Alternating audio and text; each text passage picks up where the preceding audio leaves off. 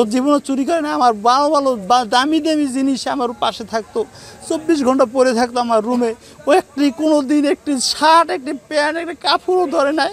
ও এই ধরনের একটি ছেলে ছিল, কোনো দিনও বাতের অভাবে আজকের গিয়েও মৃত্যুবরণ করছে না। মানি না, ওদের আমরা বিচার চাই। আপনারা যারা গণমাধ্যম আছেন, আপনারা এর সঠিক নিউজ করে জানি এটি বিচার হয়। মানে আমাদের প্রধান উপদেষ্টা আছে ডক্টর মোহাম্মদ ইউনূস হোসেন, তার সে জানি দেখে তিনি বিচারের আওতায় নেওয়া হয়।